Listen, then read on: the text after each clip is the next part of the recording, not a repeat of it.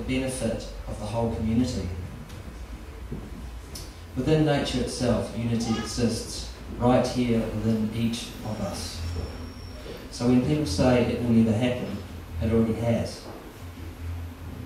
The same mindset thought that we would never fly and the earth was flat, or that video calling was a sci-fi Star Trek fantasy. The same can be said when we consider the concept of a global system to manage and track the Earth's resources. It is the way our natural system works.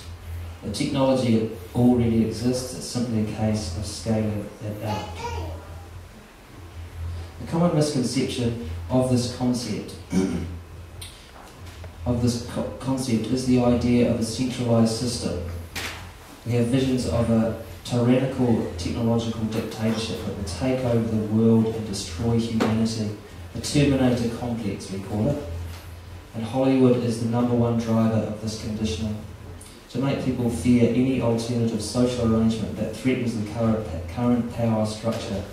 What is not taken into account is that an RBE is not a centralised system at all. It's a global network, just like the internet is today. Would we call the internet a centralised system? No. Every human being would have access to the system within their own homes. The central holographic computer we talk of would be located in every city, but connected to your personal computer at home. Is this a fantasy? It's already halfway there. We see it in the internet today. Many people realise the logic of a resource-based economy and can see the technology really exists, which separates this evolution from the past. We now have the technology to transcend scarcity, which is the primary cause of war, poverty, and most crime. When a life-supporting necessity is scarce, people will fight for it. I think most will agree that the biggest challenge of this transition is the value system change that needs to take place first. People are conditioned to think it's normal to have 1 billion people starving on this earth. That's just the way it is.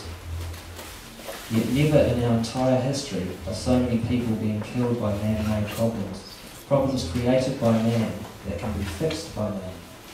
What we see is that people will not change unless they are being affected by biosocial pressures to do so.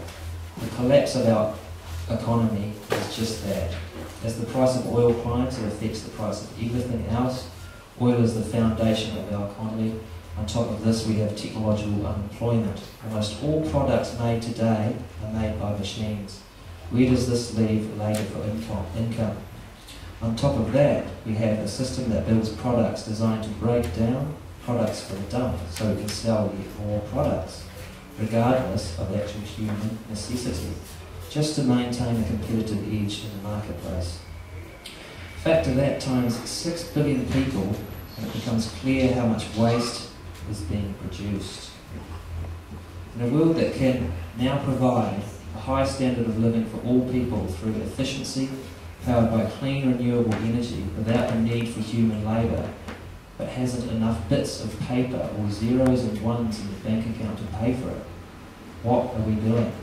A monetary-based economy serves profit above and beyond all else, regardless of environmental destruction or human well-being. It's completely disconnected from our life support system. Today's technology has surpassed the need for political governance and money. It enables us to use environmental feedback to arrive at decisions based on the carrying capacity of the earth, not political opinions or some religious notion of the conduct of human affairs based on nothing tangible in the real world. The transition is already well underway. Politicians and mainstream media continue to ignore the facts because they are trapped inside the profit paradigm, paid to say and do what they are told to do by their corporate masters, which makes clear they are no longer relevant in the management of human affairs, the irresponsibility of which leaves millions of people without the necessities of life. So what do? We can sit back and watch the world decline into a global resource war, which will affect everyone regardless of wealth. Or we can use our conscious foresight to connect a big enough grassroots movement of support It starts with people like us. Thousands of people and sustainability groups are coming together all over the world to find sustainable solutions. Growing a garden or living within an intentional community is a wise idea, but it is not a lasting sustainable solution. When we consider the scale of the economic collapse we are beginning to see, we have to take into account the totality of this human experience. We are not one country or one community, we are one planet. And the resources everyone needs spread all over the world. We can hide away in a self-absorbed community, but the world around us will take what it needs to survive. No man is a moment. We have 7 billion people to look after. Private ownership of the Earth's resources is becoming a thing of the past. Our collective potential is far and beyond what any individual can achieve. When one considers what a united world can achieve, our collective energy, the mind boggles, and it becomes clear all signs point to unity, and they always have. The Zeitgeist Movement advocates we do all we can to get connected, find common ground, and begin a transition of culture into a new sustainable economic paradigm. Kia ora and welcome people. I'm Dan Wiri on the TZMNZ New Zealand chapter of the Zeitgeist Movement. I help build the website and facilitate the movement here in New Zealand along with a few other people here. We're a grassroots organisation, of course, and basically the motivation for me getting involved in the movement was derived basically from my search for a better way, and it basically came about from me seeing different levels of poverty, not only in my family but community, and sort of activated me to pursue a possible alternative to this outdated monetary system we are in today, which to me is nothing more than a belief system of the mind. The small presentation I'm just going to give is basically extracted and derived from a bigger 200 slide PowerPoint, which is called the Zeitgeist Orientation Guide. And if you haven't seen that, there are some DVDs available over there for a corner donation that'll have the whole 200 PowerPoint slide presented by Peter Joseph, creator of the Zeitgeist movies. So also let me refer you to some excellent free videos online that some of the information I'm going to talk about is derived from. The first would be Zeitgeist Addendum, and the second is Money as Debt. Both of these videos can be viewed online for free and are very educational. The latest one that's come out is called The American Dream. It's only 20 minutes, and it basically has in there a lot of addendum and money as debt all squeezed into a 20-minute animation. So it's really simple and for people to follow. The first one is, as of today, the prevailing mechanism of virtually all economies worldwide is some form of monetary system. A monetary system uses an intermediary exchange medium or form of bill of exchange known as money. And this is the means for facilitating employment, production, distribution, and the consumption of goods and services. Many today feel that we need to go back to the gold standard to impose tougher restrictions on the market system. But these are patchwork solutions that are not going to stop a cataclysmic financial disaster that is already in process today. Now, what I am going to do is briefly go over some of the key aspects of our monetary system and discuss some of the consequences of them. So firstly, let's list some of the problems that we are facing in the world today. Poverty. Now, this arises from poor living conditions such as inadequate housing, a lack of clean water and food, and irrelevant education, among other things. Hunger. How much will it cost? Do we have the resources is the real question. Lack of water, which has now become quite fluoridated. Lack of medical care. Lack of technology, human personnel, and material resources. Lack of housing and irrelevant education. The education system is created to make you repeat and work, and not there really for you to think critically, that is. Lack of energy, shelving and withholding of advanced technology and free energy. All the above create a poor environment, and for those of you that have seen the first part of Zeitgeist moving forward, you will see how environment plays a big role in shaping people's behaviours. We could build water desalinization plants.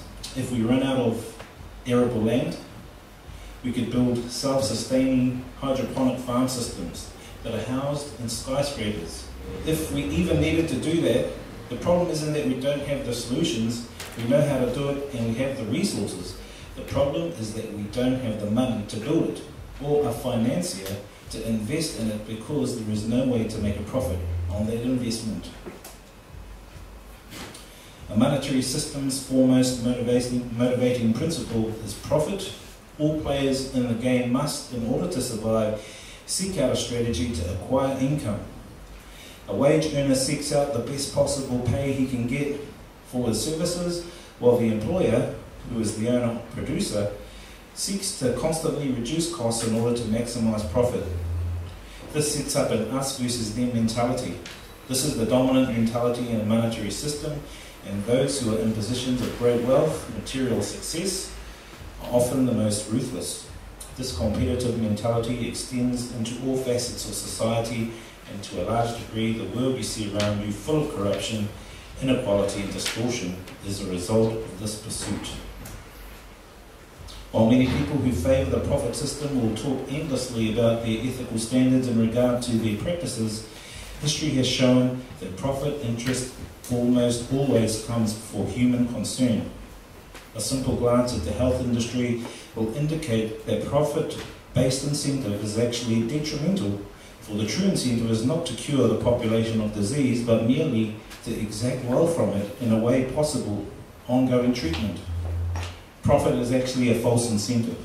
Problems in our monetary-based system society will only have a solution if profit can be made from solving these problems. Now, before we move on, let us consider what many think to be the good side of this profit priority: incentive. As the theory goes, the need for profit provides a personal organisation with motivation to work on new ideas and products that would sell in the marketplace. In other words, the assumption is that if people were not motivated by their need to survive through profit, little social progress would be achieved.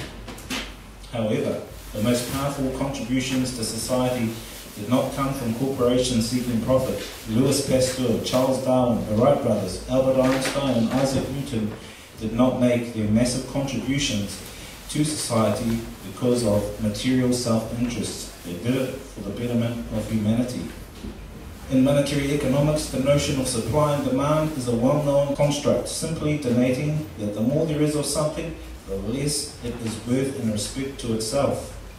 For example, drinking water was historically a very abundant resource, which didn't typically require payment for its consumption in a commercial sense. However, as pollution of the water table and city water systems have developed, filtering drinking water is now being commercially sold, often at a higher price than oil per gallon. In other words, it is profitable for resources to be scarce. If a company can convince the public that their product is rare, the more they can charge for that product, this provides a strong motivation to keep their items scarce. If companies know that they can make more money by having their items scarce, the propensity to deliberately limit production or be dishonest while available resources are high. False scarcity is constant in the system, for it is rewarded and easy to manipulate. The ramifications of this abundance of scarcity are nothing but detrimental. If profit can be made as a result of scarcity generated by environmental pollution, then this creates a sick reinforcement of indifference to environmental concern. If companies know they can make more money by having their resources or products remain scarce, how can a world of abundance ever occur? It can't. For the corporation will be motivated to create the scarcity if need be. Abundance simply is the enemy of profit, and the two cannot simultaneously exist. The roles of people in the monetary system are basically broken into three distinctions. You have the employee, the employer, and the consumer. Now, the employee performs a task for the employer in exchange for a wage or monetary payment, while the employer sells a good or service to the consumer for profit, another classification of monetary payment. In turn, both the employer and employee function as consumers for the monetary payments, the wages they receive, are basically used to purchase goods and services relevant to their survival. The act of purchasing goods and services is what allows the entire system to perpetuate, this allowing for the employer and employee to make money and thus continue consuming. In other words, it is the requirement of perpetual or cyclical consumption that keeps the entire economy going. If consumption was ever to stop, then the whole system would collapse. Keep that in mind. So what is the result of this cyclical consumption? Well, basically nothing physically produced can ever maintain an operational lifespan longer than what can be endured in order to maintain cyclical consumption. In other words, every good product produced must break down a respective amount of time. This characteristic could be defined as planned obsolescence, which is basically the deliberate withholding of efficiency so that the product in question breaks down respectively fast. Planned obsolescence comes basically in two forms. The first is intentional, with manufacturers actually timing their products for breakdown or obsolescence. Example, Apple Corporation. The second is indirect, where profit-based shortcuts are taken in production, the use of sub-quality materials. The company simply cannot afford to make the best product with the best materials. The second consequence is that new products and services must be constantly introduced regardless of functional utility. The need to constantly introduce new products to keep cyclical consumption going results in endless waste. Waste is a deliberate byproduct of industry's need to maintain this paradigm, and the constant multiplicity of the same goods accelerates the pollution. So this begs the question, what if actually industry made things to last? The whole economy would collapse. The need for cyclical consumption, which could be considered the engine that powers the entire economic system, is inherently dangerous and corrupt, for the nature of the necessity does not allow for environmentally sustainable practices to be maximized. Instead, we continue to destroy at an ever faster rate these natural resources through this idiotic act of conspicuous consumption to fuel GDP. And the sad thing is people don't see this whatsoever. They have been conditioned into ideologies such as capitalism, socialism, and communism. While politicians, business leaders, and labour leaders bicker over issues they claim are responsible for the growing unemployment in the world, such as foreign outsourcing or immigrant labour, the real cause is going unaddressed in the public debate, and that is technological unemployment. At the core of this economic system itself is the mechanism of labour for income. Our entire economic system is based on human beings selling their labour as a commodity in the open market. If human beings do not have the option to work for a living, then the monetary system as we know it is over. No one can buy goods if they don't earn money. Companies cannot afford to produce if the consumer has no purchasing power. Yet, ironically, since market capitalism is built upon the logic of reducing input costs to increase profits, the inclination to replace human labour whenever possible by machine automation is the natural progression of industry. After all, a machine doesn't need to take breaks. It doesn't require health insurance or benefits, and it isn't a part of a demanding labour union. Also, with the government increasing regulations, GST, business owners will look at the easier way, and that is to buy machines to cut costs. So then, where is the emerging new sector to employ all the newly displaced workers? There isn't one, at least not yet. The fact, even if there was, it doesn't matter, it will simply delay the inevitable. The fact is, the solution lies not in attempting to fix or reform the monetary system or contrive some new employment sector to keep people working. Rather, it is time we grow up and realise that the system of monetary exchange, labour for income, and the free market itself is now completely obsolete and in the wake of technological creativity.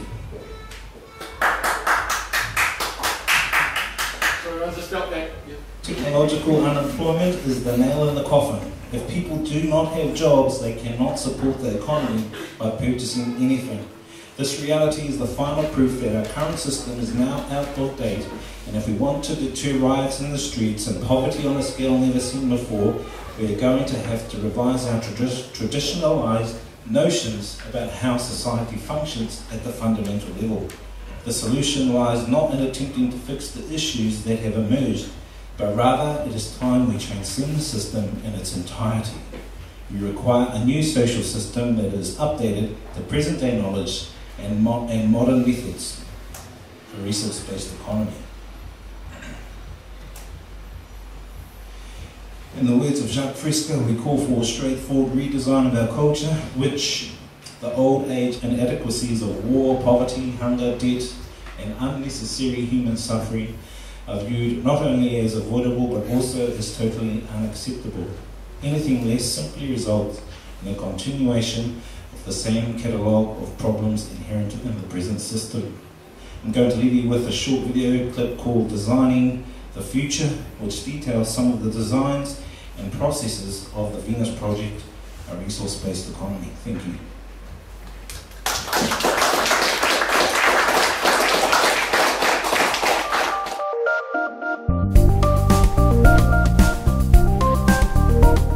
A society without a vision of what the future can be is bound to repeat past errors over and over again. This brief video will outline a vision designed to avoid old mistakes. This vision of efficiency, sustainability, and intelligent planning can lead us into a world of unlimited human potential.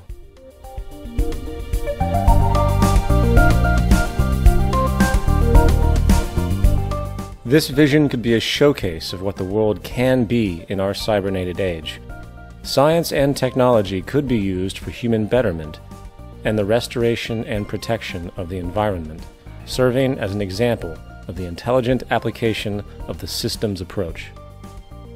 While some people advocate the restoration of existing, worn-out cities, these efforts fall short of the potentials of modern technology. Modifying outmoded cities simply delays the inevitable problems. It is actually much easier in the long run to build newer cities from the ground up than to restore and maintain the old ones.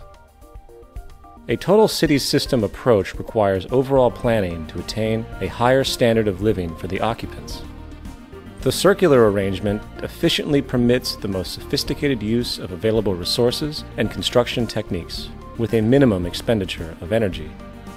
The outer perimeter will be part of the recreational area, with golf courses, hiking and biking trails, and other outdoor activities.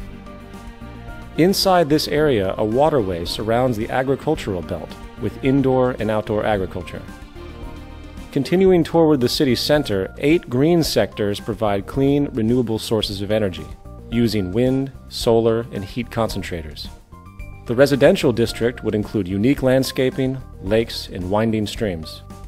A wide range of creative and innovative apartment buildings and individual homes will provide many options for the occupants. New and innovative methods of fast mass construction for housing and building systems will inject composite materials into the mold and then extrude the form upward. In some cases, multiple city apartments can be produced as continuous extrusions, which are then separated into individual units. The apartments are lightweight and high strength. All of the dwellings are designed as self-contained residences. The outer surface of these efficient structures serve as photovoltaic generators, converting solar radiation directly into electricity for heating, cooling, and other needs. The thermocouple effect will also be used for generating energy. These individual homes are prefabricated and relatively maintenance-free, fire-resistant, and impervious to weather.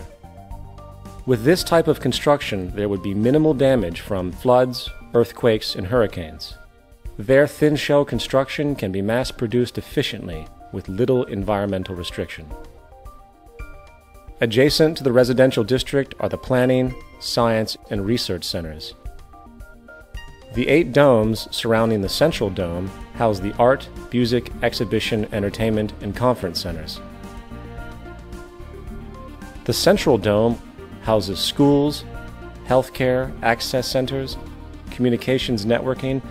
It is also the core for most transportation services, which move people by transveyors horizontally, vertically, and radially, anywhere in the city. This minimizes the need for automobile transportation, except for emergency vehicles. Transportation between cities would be by monorail or maglev. Waste recycling and other services are beneath the city. The plan will use the best of clean technology in harmony with the surrounding environment. The Central Dome also houses the cybernated complex, which serves as the brain and nervous system of the entire city. It might project a 3D virtual image of Earth using satellite communication systems which provide information on weather, agriculture, transportation, and overall functionality. This cybernated system will use environmental sensors to help maintain a balanced load economy, which avoids overruns and shortages. For example, in the agricultural belt, electronic probes monitor and maintain the water table, soil conditions, nutrients, and more. This method of electronic feedback can be applied to the entire city system. With computers now able to process trillions of bits of information per second, they are vital for arriving at more appropriate decisions for the management of the cities. Colonization of the oceans is one of the last frontiers remaining on Earth. Prodigious ocean city communities will evolve as artificial islands, floating structures, undersea observatories, and more. These large marine structures are designed to explore the relatively untapped riches of the oceans, provide improved mariculture, freshwater production, energy, and mining. They could also provide almost unlimited riches in pharmaceuticals, chemicals, fertilizers, minerals, and other energies. Ocean cities would be resistant to earthquakes and greatly relieve land-based population pressures. Unsinkable floating sea domes will provide for those who prefer unique offshore or island living. In the event of inclement weather, they could easily be towed ashore, mounted, and anchored to elevated support structures. Mariculture and sea farming systems are used to cultivate and raise fish and other forms of marine life to help meet nutritional needs. These marine enclosures are designed as non-contaminating integral parts of the ocean system. A sustainable environment can be achieved through the infusion of technology and cybernetics applied with human and environmental concern to secure, protect, and encourage a more humane future. In the final analysis, we are one people and we share one planet.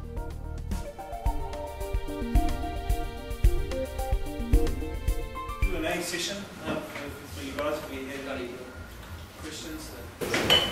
But yeah, I do have a question. As far as the wonderful visions that Fresco's created, awesome. But a lot of the time when people see that, they go, okay, well, what's the transition going to look like? How's it going to happen and stuff like this? And that's such a common question. Can I get maybe from each of you what your thoughts are about that, and kind of like because the Zeitgeist kind of vision without money is this is the reason why I asked this. The vision of no money is wonderful, and I'm fully supportive of it. But it's when I bring up the transition, I also think, well, one of the kind of steps towards that would be, kind of maybe globalizing democracy first, and then you move on to the larger task of getting rid of the base of the structure, which is money. Beyond that, like what stages? Do you have any idea of stages of the transition? Well, there are like the Venus Project actually has a transition plan, and that is to start right from base and build planning centres. And just as examples, just to show people physical examples, we've seen a couple of weeks better than an actual physical example. People can walk into and go, wow, this is amazing, and so they see that as a really crucial step for our transition to actually build a few planning centres and grow it out from there. But really, the transition, no one really knows. We're in the transition right now because the economy is collapsing. So we don't have a choice but to actually find a solution collectively eventually. So we don't know for sure how that's going to happen. So we have to sort of play it by ear, but that's why it's in our best interest to create some grassroots communities before things get too nasty out there. They're already really nasty. Look at the city out there, look at Cairo, what it's like. It's hideous. Living in a city like this, these cities we've designed for ourselves, they haven't got any design, they're just growing. It's not pleasant. It's not a pleasant way to live, and it's crumbling, so now we've got to find a way to do it. Yes, as I say, money systems are probably going to go, but it's going to be, yes, the Zeitgeist Movement is here to educate and organise people, so we don't have the answers right now, we're going to create them. If we get through to people that are the likes of scientists, town planners perhaps, tabling this kind of thing to a town planner, culturally and inside he then starts thinking of how we can adopt this kind of technology and get a cultural change that way. And through the efficiencies that we create through doing this, the money system actually loses its own power because we create efficiency, abundance. These then can't sustain money systems, so the money system will eventually collapse by default. So we're in that transition now where the monetary system comes down, the resource-based economy is starting to kind of be the bell-shaped curve, is starting to pick up, people starting to the more that becomes acceptable, the more cultural value changes, the more we realise we need to educate ourselves, people kind of, their egos start to dissolve and they start wondering why are we here, what are we doing here, and you start getting this kind of spiritual understanding too, which gets people kind of gradually, coming together as one people, we're not categorised, we're not separated or individualised, we're understanding we're all part of the one, humanity. Human is a cell of humanity, and at the moment we're all acting against each other, we're not cooperating, and we're all competing, and that's the fundamental thing we're trying to get out to people. And I guess as we all start to understand that, then spreads far and wide. So the momentum is occurring already. As baby steps, Chuck and Roxanne have said that a test city would be created, and it would also act as a theme park, so the technologies would be built into the city, so people can go and experience a maglev train or experience some of the earthquake-proof housing and buildings and so forth. But overall, as an ultimate transition over, that depends on all of us. Jacques doesn't have an answer for that. He has the plan of the Venus Project, which is the end goal. Getting there is up to everyone, all humanity, to get there. So there is no one transition or one possible way. I was more concerned about maybe just opening up to speculation, to maybe your own personal thoughts about how that might manifest. No, to me it's going to happen because just through the fact that it's going to be a social value change. People are going to either suffer, and I guess maybe that's how it's going to manifest actually, is it gets so bad. You see the likes of the rioting that's already occurring in the Middle East, of Egypt, food inflation. That's all driven by the monetary system. We have the monetary system is suppressing the knowledge to create abundance at the moment, which is driving these behaviours. So until these people, and they have all come together as one and collaborate and speak as one voice, they can then topple the people that have that power, and the power is to the people eventually. So yeah, in my sense, it's going to happen because we're uniting through our own suffering, realising that our values need to change. Human well-being should be put before profit. If we did that for everything, we would actually start making. I'm glad you. Sorry, I'm taking. I'm glad you brought up Egypt and Tunisia and stuff like that, because that's actually more of a crisis of democracy than it is a crisis of money. And I know they're interrelated. But one of the things about the changes over in the Middle East right now is that if people, topple a dictator and they, they take back their country democratically, then they might be suffering, but they own that suffering, and that is a qualitative difference. And so that's why I was saying, maybe if there is stages of a transition, it might not be that you need to topple money first. You might as I said before, kind of globalised democracy perhaps, or maybe kind of promote that? Yeah, well, Peter Joseph actually sees a transitional phase like that too, where we actually eliminate debt and things like that, and turn money into actually something that actually is self-sustaining.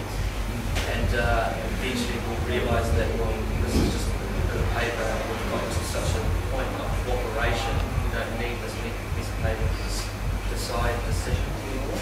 We have technology that's already totally logged into the earth and able to actually give us environmental feedback to what others do.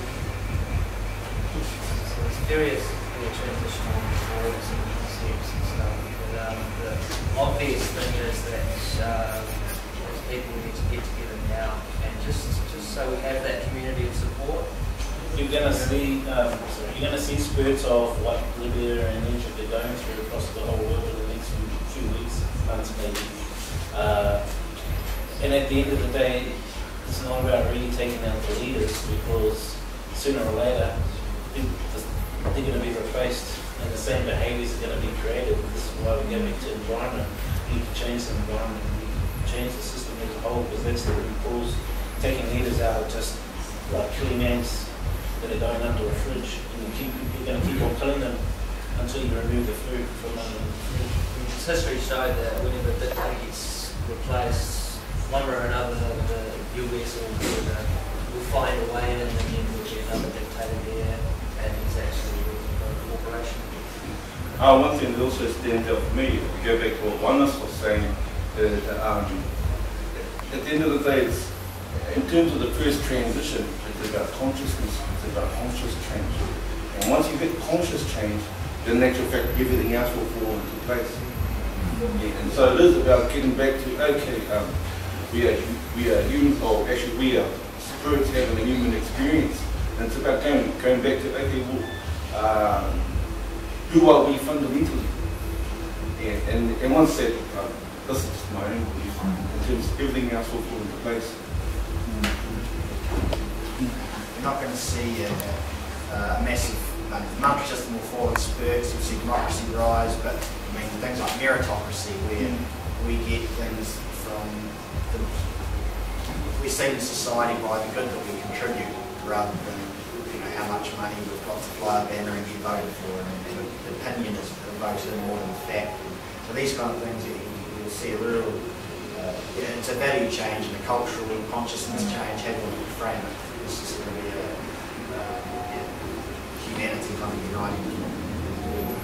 It's a transition to a resource-based economy, which is a holographic social structure of transparency. So everyone has an input, and you could call it a democracy if you want, or whatever. Whereas with the monetary system, it's a pyramid structure, and it's totally stratified and compartmentalized as well. And the only ones that have a say are the ones at the very top who own most of the resources, whereas the masses down the bottom are just slaves. So it's a transition to a holographic social structure. I don't have a question, but I really like what you said and what you said about the changes in the consciousness of people. But I think we really do need to, so far competition has got us here, but now it's time to move to cooperation, right? We come together as a world rather than different countries or different continents. I mean, in the US, they were the power or whatever, that got us where there's war and what war created all these things, but now it's time to see us as humans, and that's the movement rather than as a race or as different ethnic groups. Yes. Can I maybe say what I can say? Yes. Yeah, but yeah, the main point I think it needs to start with every human being realizing that we need to cooperate rather than compete against each other. I kind of also see it this way. I mean, if you look at America, they've been probably the biggest force in the world for a while now. They run the structures, they have all the military, and pretty much all the world's resources on their side. However, on the other side, there's truth. And when you put truth up against military and all these other strictures that are utilized to impede on humanity, at the end of the day, truth speaks to the heart. And so you have a situation where in Egypt you had the military pull up against the protesters, and they recognized at the end of the day these are our people, and so they didn't fire on their own. And so I suppose that's part of the conscious change that needs to happen throughout the world. Well, what I want to ask is that in our Greek society, where will the power actually rest? Because the people who will design that technology, they could have power in the grip, they could have it. And second, what will people do?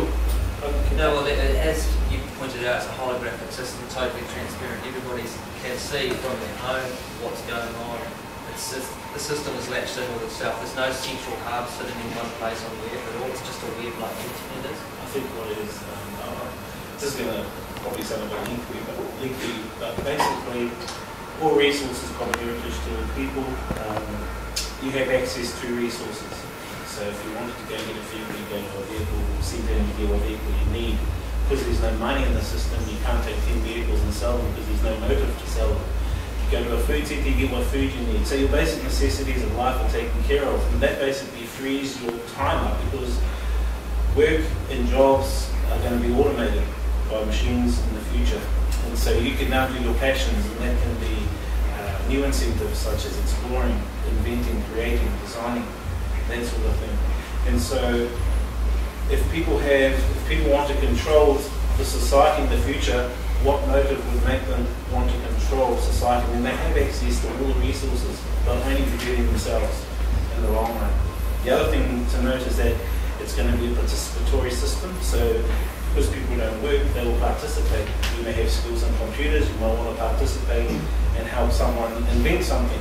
And the idea, example, he might come up with an idea, he'll interact with the central computer, the computer will help him determine how much resources are available to help his idea. You might come along and add your input as well. So the idea belongs to everybody, because at the end of the day, the invention that's created will be available for all people. So there is no real motive for people to take advantage of other people. As Raul pointed out, before we can get to that point, there's a value system change that needs to take place, and we'll understand that actually it's in the best interest to have everybody else live in a place they want to live into, them or live in a nice environment. We've got people that want to rob us, mug us. If you watch Zeitgeist moving forward, you find the first part talked about environment and how that shapes the behaviours we have today. We're in a monetary system which has created scarcity and competition, and the environment is every man for himself, self-interest behaviours. This is why you get robberies, murders, all the shit you see on the news basically. Well, in a resource-based economy, the environment is different. Because you have access to resources, the environment is to help humanity, help one another, because your life will be better as well. What that also shows me too is that in terms of the society change, I can't also see that it's kind of like we live in honor. We live in honor with each other. So that's a higher. Right now, I'll put it this way: between Māori and the New Zealand government, are living in dishonor, and so it's an invitation to ask them, to invite them to come back into honor with us, so we can be equals. Now that's something that needs to take place on a global scale. How about the execution of tasks that sort of require a lot of manpower? So suppose someone wanted to make The thing, art becomes something that's giving to society too, so we don't just make it the same. Yeah. It's like, so we look at this concept of this word and say, well, that's really we don't like a lot of people and help push the whole species forward. It comes down to functional utility, meaning it's functionally utilised for humanity, to better humanity, or is it just something that's stupid or whatever? There has to have a functional utility. Personally, I don't know, like my only skepticism about this idea is that I think it's all at the core of basically the nature of the human.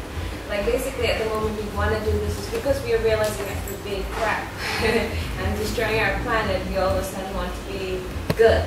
But then I think if we were to think that, oh, this isn't like the ultimate plan, this is going to be, I don't know, stationary, I suppose, in terms of morality, in terms of, you know, all the things, or like people will not have interest in these kinds of crazy films or whatever.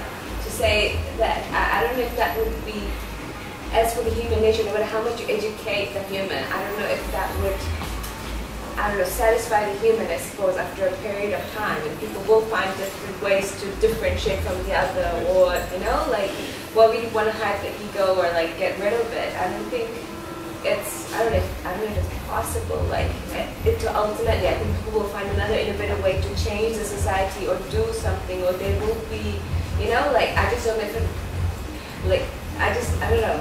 Well, I think one of the things that stands out for me is, I think the position I would come from is that at the very core of a human being, you know, everybody is fundamentally good at the very core of who they are, and it's actually about tapping into that goodness. I believe that everything else, all crimes throughout the world, a lot of the bad things that happen in society are actually taught, they're actually learned, but our higher self is actually fundamentally pure. We're not born murderers and stuff like that. You look at a little baby, it doesn't want to kill you. Those beautiful eyes, we're not the beautiful beings. This system is conditioning us.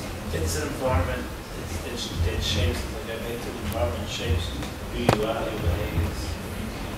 Great questions though, and we don't often get different questions. Yeah, just continuing the idea, I mean, because supposing that we get to that point and we lack the incentive to see something violent, we still have in us being human, we still have an escapism, not necessarily from a society, but people might wish to fly, right? Suppose supernatural, and they may wish to see fairy tales in action. And I'm speaking more in this sense where that's a little bit of a concern, like how do people sort of decide on this stuff? Like, is that just a committee kind of thing? Or just the way I see it? I think the resources for artistic means will be freed up to such a degree that when it comes to actually wanting to produce a bit of art, the resources will be there. Because most of them at the moment are locked up into. If the resources aren't available, then because there's a central nervous system, for example, you go up to the central computer and you type in what resources you need, and the resources may not be available, but it will come. They'll look for alternatives, so there'll be alternatives to help you create what you want to make.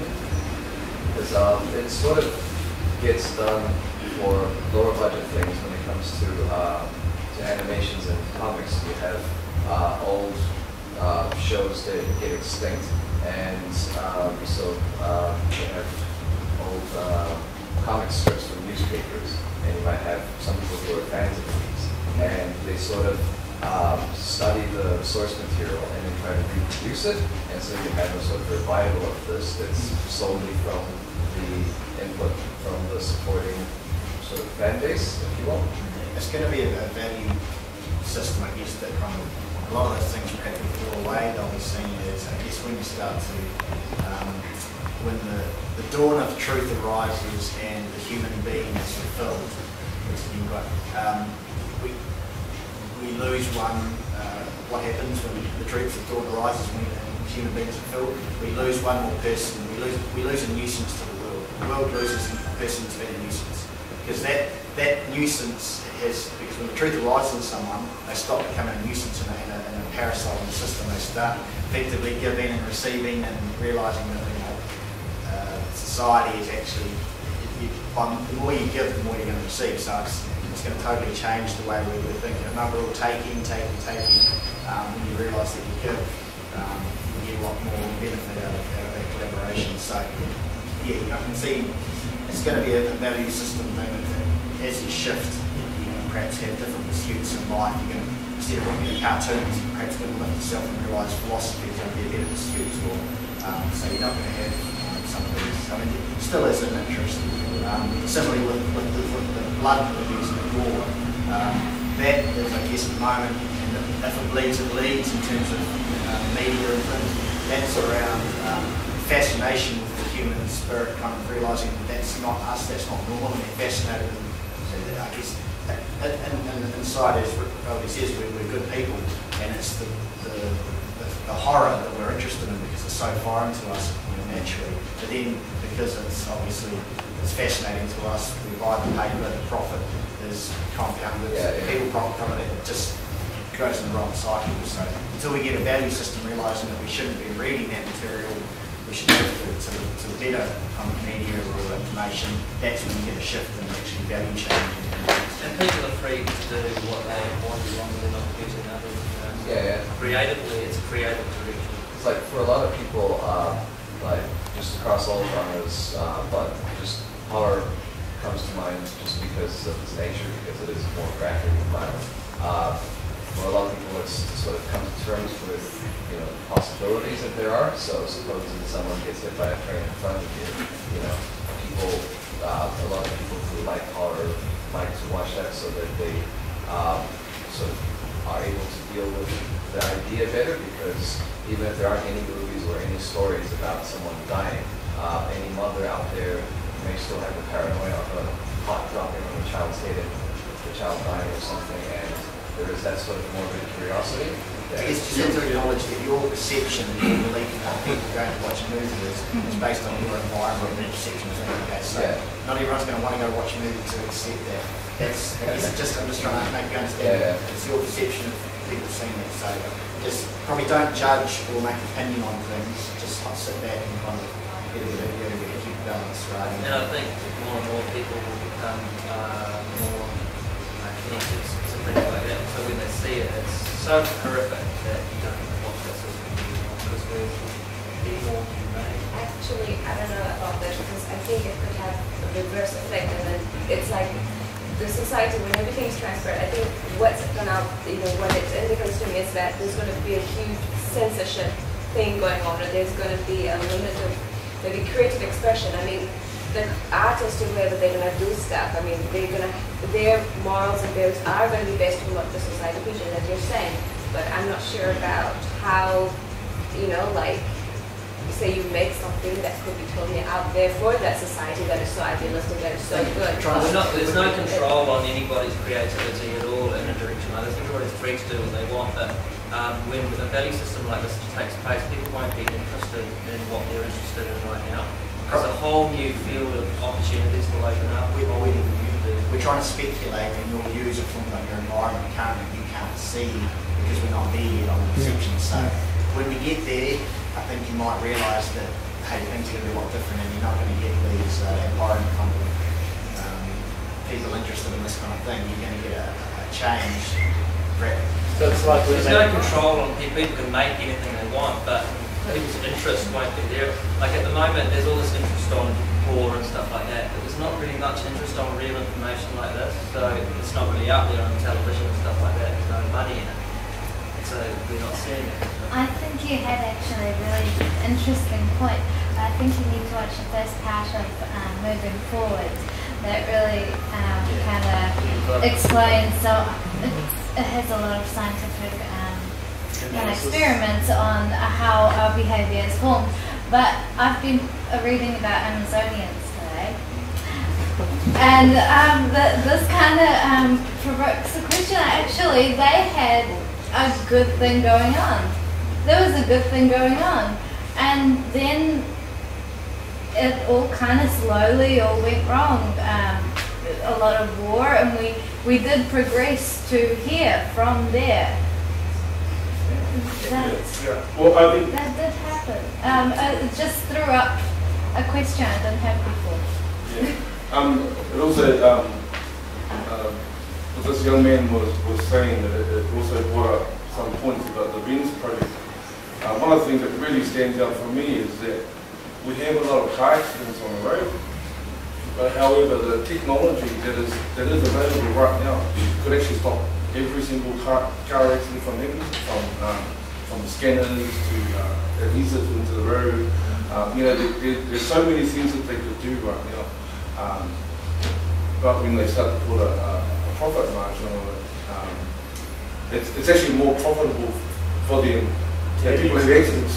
Yes, for instance, it's really easy for us to put an electronic gauge that keeps your speed and regulated in the car. You drive into a 50 kilometre per hour zone and your car slows down to 50. That saves lives.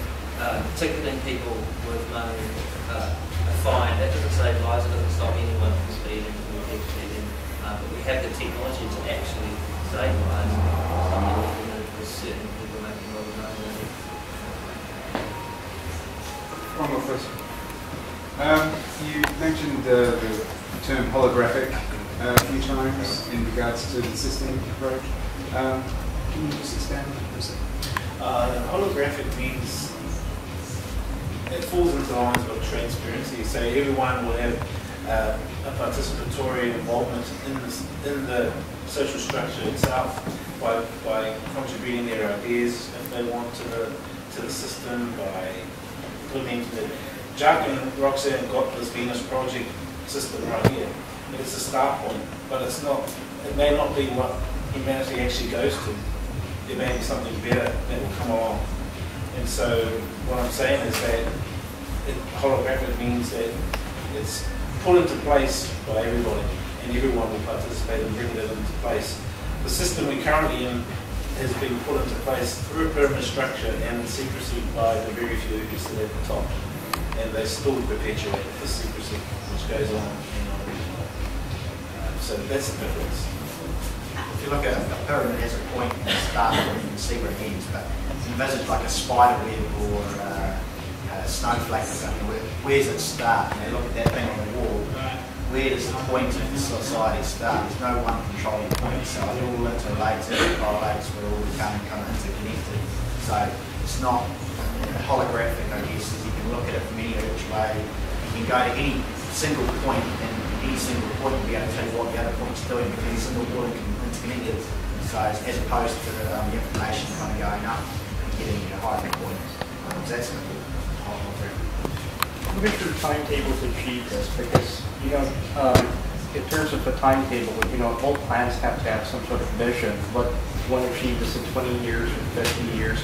There's a lot of things happening in the world today, which would make things work. But you have regimes which block out information, block out social media. If you go to China, you can't even have Facebook. So how do you plan to move this into areas which are like black holes within a, and if you plan to do it, how many years should be people waiting? Should I be like, would it be beyond my time? Will this be like a manifesto carried on from generation to generation? Because it's hard. Everybody can have a fairy tale going forward. I mean, it's perfect. It could be achievable. It could be achievable. But is it achievable now? Is it? Where do you give your effort for it? Then you're not going to see really what's going to happen in your lifetime. Because people would love to see what the end. When is it going to happen? What's the end game? How can I contribute to it? It's up to us. It's up to us individually. It depends on your own belief system. If you believe in the circle of life and the soul's, how you act on earth, and if you die, you come back into the environment you created. Or I guess I look at a saying to become a wise man that plants a tree doesn't expect to stand in shade of an old Chinese pocket. So the stuff we do now is not going to benefit us necessarily. We don't borrow the planet from our ancestors. We don't inherit the planet from our ancestors. We borrow it from our children. So it's getting that kind of terminology that we're actually only custodians of making it better. So the time frame, if we've got to act together and everyone had the incentive, the face of the world could change within 10 years. We could do it quite quickly. But it depends on how much incentive, how much we kind of get passionate about educating others. And if you educate someone else and they educate someone else, you get this exponential change of things happening. So that's what, there's no timeline from it, it's just going to happen. I think it's, in every society, people want something better. If you look at the history of the United States, people wanted to break from England, but what happened was they had to go to war to do it, and they didn't even intend to do that. They just intended to do civil disobedience by throwing tea off a ship. But here, a lot of the ideas are perfect, but don't you think there is probably going to probably be a lot of resistance to it? If you see a lot of the global corporations, they're owned by elites. They probably won't go without a fight or a shot. Definitely. But again, they're human too, and they've been brought up in the construct. They don't know anything else. At the end of the day, the planet has finite resources. Yet the social structure of the monetary system is based entirely on an infinite planet of resources. Even Darwin said that this theory is all based on infinite resources, which we don't have. So having a planet of finite resources, if we're going to keep this behaviour up in the system, possibly lead to an extinction. So they have to benefit from it too. So why would they carry on the behaviour if they're only going to go extinct? Because in that construct as well, you can see that in the animal kingdom, lion will eat the smaller animal up before there's a balance in the jungle or a certain balance. So I can see that, yeah, possibly this could be achieved in 50 years, but I don't know if it could be achieved in a way that social revolution without something catastrophic happening or something. Well, we're already seeing that catastrophic thing happening right now. There's 1 billion people starving on the planet right now, which is a huge amount of biosocial pressure. And a lot of people are feeling the biosocial pressure all over the world, the price of water and stuff. And that time, the price of everything else. Look at it. So this biosocial pressure that's forcing people to actually say, hold on, what's going on here? And perhaps we should actually look at alternatives that are out there. So the biosocial pressure is really going to... But do you think it will be peaceful? Because even it depends, it's up to us. I also believe change can happen in an absolute instant. All you have to do is agree.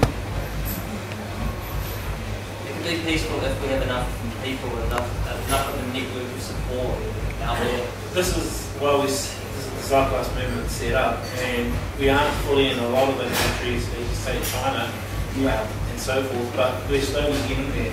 And the movement's coming together.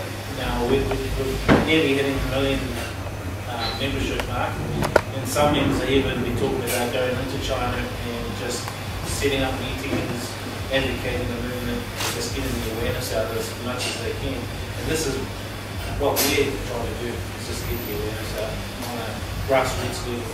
Education is the key. Use DVDs. A lot of the information is hidden from society.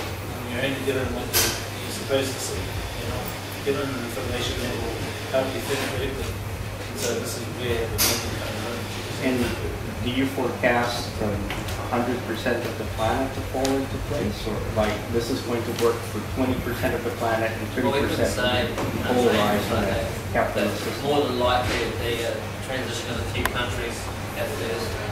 And then other countries will see the clear benefit that these countries there have been social movements which have been successful, but they've completely isolated themselves and believe they're successful, like Quakers that, they don't want to relate with electricity or everything, but they feel that they're perfect within their own society, but they're completely isolated from everyone else.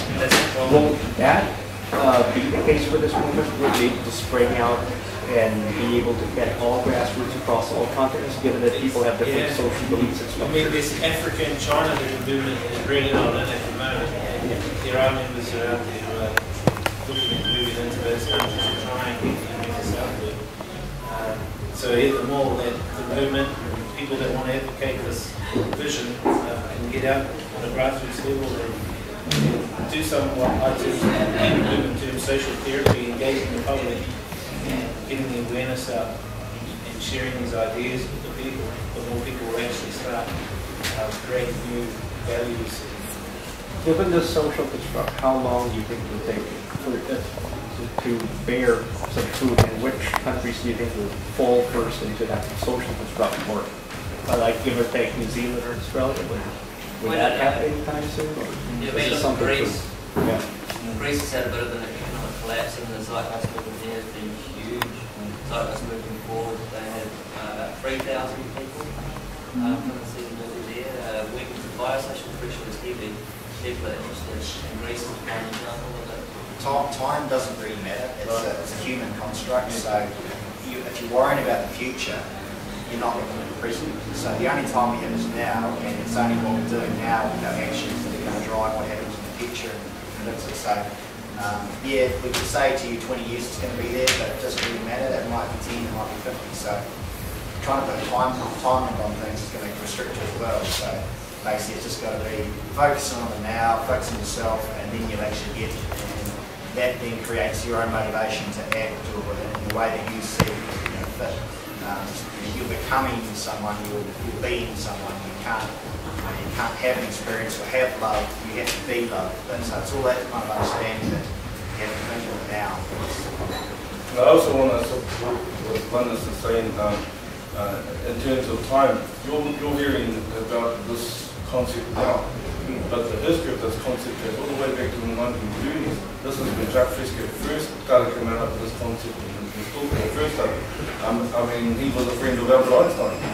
So even way back then, we were building on these concepts, and he's been presenting these ideas since we began. We're still evolving, so it's an evolution. But it's now when it's become really relevant, and that's why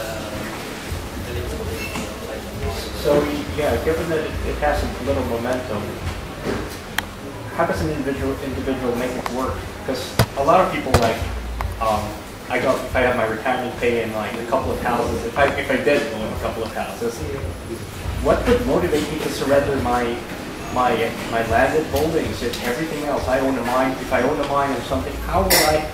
Because I would give everything. It's fear. It's fear that's driving your behaviour now, and your ego is driving that fear. So the fear that you're going to lose something like that. Until you actually lose everything and realise you still can live without these things, and you identify with this, and I feel I'm wealthy because I have a house or whatever. At the end of the day, it's the actual physical. I own a video camera. You don't need the video camera. It's just the function that you want the video camera. I own a house in Malibu on a beach.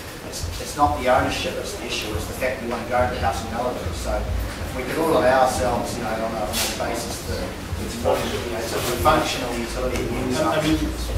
Because I'm thinking like the element of survival here is like, if 80 people in this room give up everything, what they have, or their time, which would have been done for overtime or anything, like I give up 20 hours a week to this movement. What what can I get out of it? I mean, I might fail in 20 hours, and I don't have enough for my pension or future. You've got to adopt the fact you'll ask, what am I going to get from it? That's the mentality. It's got to be, I'm giving without the need to receive, and if everyone started doing that, we'd get a lot more coming back to us. So, well, what we've found is all the work that we've done for the movement has been quite a lot. It's all been a really big time because we're with great people, we care about each other, and that's the sort of community that we want to live in. In terms of where we are now, like we're in New Zealand, and I hear what you're saying, like it's all really nice and the holographic thing. I've been quite lucky to be a part of some permaculture centres in New Zealand, where the whole principle around permaculture is to live in harmony with nature. So creating zero waste and living very cheaply, building earth-dome housing, which is earthquake-proof, and you plant trees to break wind, and you do like sort of dam stuff so when the water comes down, you're not flooding your land. So in terms of what can you do right now, there's many places you can go to in New Zealand, and I think we're really lucky because it's not happening in a lot of other countries in the world because of various reasons. But it gave me an insight to what, like a conscious shift to how I live in the city and how it's such a low standard of life. And then I go to these organic permaculture centres, and there's people from all over the world. It's not just Kiwis, actually it's very little Kiwis, and more foreigners, which is really awesome, because then they go back to their countries. So it spreads, and it's practical, and it's now. And so in terms of when is this going to happen, it's already happening, and you have access to go and find out about planting. You say what am I going to have? Well, you can grow your own food, you'll be self-sustainable on the other hand. And the other thing that I really got out of the permaculture centres is that everybody's working in unity, and like there's no conflict. And we're all helping each other, and it's awesome. The environment is created. Environment's so natural, good water, healthy airs, and the thing was, the really interesting thing was, is when it's like that and everybody's got respect and everything for everyone else's views, you start to have creative thoughts that you never had before. Because your consciousness is, it's running on a higher frequency, your respect for everybody, everything, including yourself. And that's reflected between you and the people that you're surrounded by. So yeah, I'm really, really kind of inspired by that, and I can see that there's, you know, a better way to live, and it's already happening now. Whereas before, you know, I'm talking like 6 months ago, I was like, oh heck, I've got to get the mortgage, and I've got to, you know, do all this crazy stuff. And actually, when you facilitate and you unify with people, you know, there is the possibility to go and get a whole lot of land and live very, you know, harmoniously. We could all do that right here with all of us right now. I'm personally on that mission right now. Probably through inheritance, grandfather's land, so I'm not going back and forth anymore. We were born in Māori, a couple of clan, so we, our families and friends can come and, you know, it's sort of set up to just, you know, give them your own permaculture, set up in your own irrigation and all that sort of stuff, which is what we're studying right now with our family to go the same. Like you said, it's already happening. It's a big part of the transition, living like that first, to give us our values, to re-attach to the earth. It's re-teaching us how to relate. Just having that connection, you know, because a lot of us live in apartments and we're just so disconnected from what we eat and everything. And, you know, it's just a different way of living, but absolutely high standard of life. I went to the Silent Festival for years, and wow, just walk up to anyone, have the most deepest conversation. There's no attachment in anything, it's just amazing. It's already happening, it already exists on the planet. It's just a case of connecting it. Indigenous cultures, you know, here in New Zealand and right around the world, have built like that for thousands of years. We commit, it's not just to each other, but it is to Mother Earth. You know, in the Māori culture, Mother Earth is an ancestor.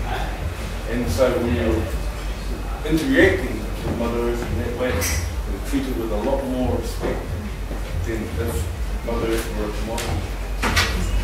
Similarly, if you adopt to kind of understand that a human is a cell amongst humanity, and if a cell is being cancerous or doing things that are going to destruct that environment within the body of humanity, it's going to, you know, your white blood cells, supposedly us, are going to have to kind of educate it or change it. It's similar if you think of the human body and liken it to the earth. And if you have the heart, the lungs are providing the oxygen, and if the brain says to the heart, I want more oxygen than the heart, the lungs are going to send the oxygen to the brain, but the heart's going to die. So until you actually realise we're all interdependent and we're all cells, you know, like if the heart was Africa and America was the lungs, and it's taking from each other, it's actually going to self-destruct the actual organism. So you step back and see that we're all part of that organism, and that construct, that's what gives you that understanding that we need to do things to actually respect the whole organism. And the cellular analogies are a really relevant analogy, because that's what the first life was on the planet, just a single cellular organism that was to unify and work in harmony to become eventually us. We're a community of 50 trillion cells working in perfect harmony, because they're not at war. They're sharing resources, and it's all pretty well. Just to add to that, there's a little, I think there was some experimental little stem cells that they did, and what they really found was they'd put the stem cells in different places, and given the environment, they took on different roles. So it's the same with the body, it's the same with the humans. If we're cooperating, then we will happily take on different roles to fulfill the bigger purpose. It's coming from Bruce Lipton's. I recommend everyone gets an understanding of Bruce Lipton. The perception of biology is one on we should read. He lives in New Zealand. Yeah. Does it? And also, I guess I recommend The Ascent of Humanity by Lynn Jerry. It's a great one. Gets the fundamental going back to Sanskrit, evolution of man, and as well as gets that kind of mentality going. What about the educational model? How do people sort of have their qualifications in this project? Or is it similar to the existing one? Or sort of go for degrees and stuff? In terms of education, the current structure is more about indoctrination and compartmentalization than it is about true education. I mean, I've just completed a PhD, so I'm very agreeable person. Yeah. So my thinking is that in a new look, I would actually expect all the ancient books that to be opened up and knowledge to be shared right around the world. Yeah. Through our human culture and diversity, we'll be able to follow our own interests. We won't be, at the moment, because if you've got no money, you can't eat. You're forced into selling your labour for something you may not necessarily want to be doing. So that when we have abundance, we can then follow our passion, and that's going to create a whole lot of different things. So if you're interested in interstellar space travel, someone can study that and away you go. And if you're interested in creating solar power technology, that's something we can go down. So education will educate ourselves. It's not, we'll be taught to educate. You've got to learn how to learn. That's going to be the key thing. At the moment we think we know everything because we've got our little bit of paper, but life is it's constantly learning. You've got to love to learn and learn to love. So that's one of the big things. The education will be based on relevance. The social system, the education that we have is irrelevant. We're educated to manage money, we're educated to become accountants, insurers. Usually the education system is based on relevance and how to keep society moving forward, to create new possibilities, designing and thinking, creating. These become passions as well. So obviously go back to that participatory part of the so it'll be based on relevance, rather than building a doll that just wants the doll going to be. There was a bit on BBC yesterday about children and how they learn, and in fact children display scientific skills and behaviours before they can even speak. At 10 months they're figuring out that agents are responsible for certain things, they're figuring out patterns, they're looking at, so if it's blah. And then if you mix it around, they look at it longer, and they have very what we now perceive as very sophisticated ideas of how you undertake scientific research. They're doing that 10 months. So we're limiting their abilities and what a human is actually capable of tremendously. Yeah. Education will be in our best interest to bring people up to be problem solvers of their own, and to be the best they can possibly be to them and contributing to society and to us. So the best possible education. The whole idea is to raise humanity's conscious level, so that you can express your full uniqueness, that your full potential can be heightened, so you can be creative and express that potential that we all have within us. Depending on what interest you want to do and pursue. The whole greenhouse and the skyscraper thing is efficient and everything. Does that sort of replace our whole meat deal? Or, how does that go about? I mean, far too much meat anyway. We don't need to be and so, of course, that's been pushed on us via profit and stuff, so it's not natural. Look, thousands of years ago, we didn't eat anywhere near the meat that we're eating right now. So I think there'll be a natural question. It's a little less, I can't remember it. It's a value system too. I mean, I'm not about it, but it's a value system for some people. And if you find out through proteins, and I guess you break down your diet, your proteins, carbohydrates, fats, and if we find other things can suffice, give us our diet and sustain us, then the flora of our gut will evolve and change to allow us to actually eat, not eating meat. So again, we're still evolving, we still can adapt. 200,000 years ago we were eating meat and hunting berries and things. Now we're kind of agriculture, we have the grains, the nuts, and you get down to nut processed food, and that's actually having quite a lot of harmful effects on us. So we're actually still evolving to understand what our best diet is, and that'll change as we evolve. I really like cereals, but I have a friend who really likes the taste of the pork. I mean, it's not so much that it's the animal, it has nothing to do with it. If the cereal tasted like pork, he would like pork, and I would like pork. It's an evolutionary thing. We've evolved to like fat because fat was a really high fat content, and when things were scarce, we needed fat content to survive. So we've evolved to like fat because we have this high content of energy. So it's just a secular thing on what actually helps us survive. Survival mechanism. Yeah, it's an interesting thing, man. Yeah, it's weird. Yeah. Jacques Fresco talks about in the future packaging will come where the nutrients of food will be just packaged, so you just be having the nutrients in maybe sort of a shake or powder type form. So before you be eating, so you won't be eating any of the other stuff, just the nutrients of the plant or the meat or whatever you have. Those will be packaged in the future. Which may then extend our lifetime. So, we study and educate ourselves for 50 years, and then we kind of have life to live to 150 because we're involved enough to improve.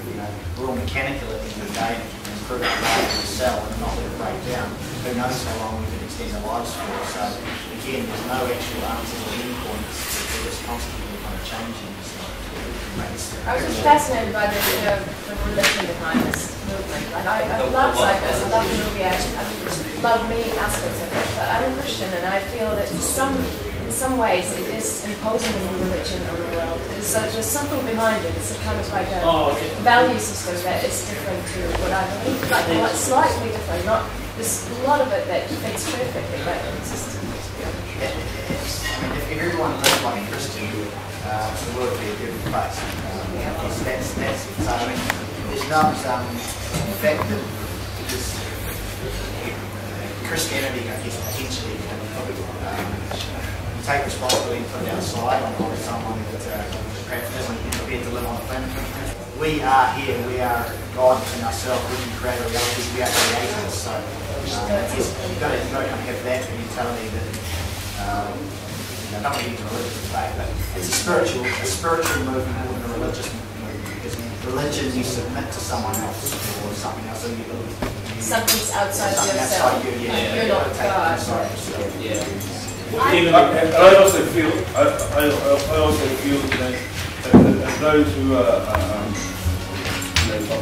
I don't believe in either God. And those who believe who are Muslim, they stuck to their basically just as usual. I mean, and I think at the end of the day, regardless of what, just my personal opinion, but regardless of what the person believes in terms of their spirituality, so long as it doesn't harm anybody else or trample on their values, I think that's fine. Yeah. I think the word spirituality is a big word too, and it depends on what it means to each I just want it to be a global movement, not just like by hippies for hippies kind of thing. Well, it is. I mean, we're obviously not hippies, but I mean, it is a grassroots movement, and a lot of people actually think that the first movie, Zeitgeist Movement, is attached to the movement, and I'll tell you now it's not. The first movie was actually an expression of the creator Peter Joseph and how he thought the world was, how shit it was at that period of time in 2001 when 9/11 happened. And he added in the religious element, and that was his own connotations. The movement actually is derived from the second movie, which was about a resource-based economy. And using that sort of religious aspect, as you say, Jacques Briscoe says it a lot. He says that a resource-based economy puts into practice a lot of what the religious teachers and philosophers have always said.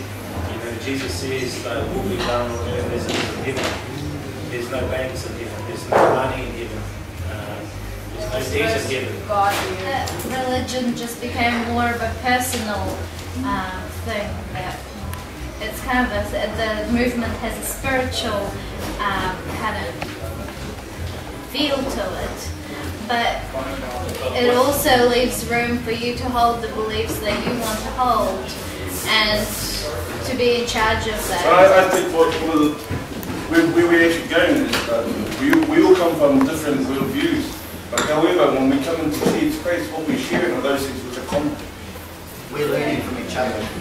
Christians we need to learn from in terms of the way they've been behaving. We need to learn from Muslims, we need to learn from this. So, and we're actually forming a new religion, if you want to call it that, or understanding, but it's not my way is better than your way, it's my way to learn from your way. I respect your beliefs, and feel free to do it, but as long as it doesn't impact or harm me, you can believe in what you want, it doesn't affect your way. So it's more a case of, at the end of the day, putting religion aside, it's more about what you actually do in the here and now is going to affect this movement. Firstly, it's going to educate yourself, go away, what you're reading through the website, Zeitgeist Movement, Venus Project, look at the movies, get into philosophy, get into understanding, read the Bible, read Quran, read Kabbalah, understand, you start to understand all these things, start to make a picture. Through experiencing these things, you start to understand the truth, and that's something that gets that creates that hunger for more knowledge, because you realise how little you don't know. Because if you try and think that you do know everything, contempt before full investigation of facts will condemn me to ignorance. So we have to have no judgment or contempt for anything. We have to open our minds and our hearts to anything. We can't be judgmental. On the world, I guess the main, there's very few people out there still eating each other. So we've sort of created a global, culture, a zeitgeist. You know what I'm saying? And so I guess it's just to extend that and to really start to talk to each other and sort of, answer to every question. You can't. I think it's not logical to think that based on that a lot of people think this way, it would be right or wrong. A lot of people doing something doesn't make it right. Sure. So it's kind of like, how do you distinguish what's right and what's wrong? Well, we're just trying to survive as a species. I mean, that's all it is. So. But that requires you eating someone else or us, doing something. Well, that's how you know that's wrong. It's quite simple. Very, very cool. It's a perception thing, it's a value system. So right or wrong is a perception at that time. I mean, it wasn't perceived to be wrong. It sounds all fine on the concept level, but what if somebody wants to, have an abortion? Is it right? Is it wrong? Yeah, that's I guess. It's just one of those things. Overpopulating the planet. Are you judging that person, or is the person judging themselves? Because if you judge that person, say they're wrong for doing that because of their own perceptions, you can't get on their side of the road and step on their territory. You've got to judge yourself. You can't judge others. That's one of the fundamental issues. As soon as people start judging, but that person will still have that problem themselves. That's fine. That's for them. That's for them to discover and have that issue. And it's only through their own suffering that they're going to learn. We have free will and we have choice, but we can't influence other people's free will. You have to learn that free will is you can only make a decision for yourself. As much as we try and tell everyone, hey, go and start spreading Zeitgeist or Venus Project, it's only your free will that's going to, when you go inside, make you realise you have to go and do this in order to help you navigate it. I come from India, I'm a Punjabi, so we got 6 religions. What I was asking, how do we convince those people to leave this thing, to get a new thing? Because I was in Europe, and also here, you got halal food stand. That's not religious freedom, that's fundamentalism. So how do we convince? We've got a free society, but still this thing exists. If you go to Europe, you can see fundamentalism is not closing in, it's thriving, it's expanding outside. So how do we convince people to leave this thing? You don't need to really convince anyone to leave anything. Like, this is a system in which we can all coexist. Yeah. So, and as we mature as a species, halal is a rule for food, saying that things have been killed in a humane way. Is that correct? I think as we mature and as a resource-based economy starts to come in, then we're naturally going to realise that treating our animals, I think it was Einstein who said, it's a good indication of how healthy a species is if they, depending on how they treat their animals. So I think in time, things aren't necessarily good. Like, no one's going to phase out anything. It's a system in which we can all coexist as long as we're not doing harm to each other, but we have no reason to do harm to each other. The only thing with what religious views is that people having that aside as their personal faith, and then having like Zeitgeist as a different set of beliefs where we often share that is that the personal beliefs that you have, a lot of it is, like you were saying, that my book is better than yours, or that this mentality exists. So, like, example, Islam, like, because I've studied it quite well, it's a totalitarian sort of view. So even if we're sharing certain things and stuff, there will always be, as long as people who believe in that, they're going to have, you know, like the inner notion to dominate or basically convert everybody to their set of things. So, and like what he was saying, halal meat and I think actually it's like a movement that's going on in the world where Islam is basically just wanting to take over everything, basically.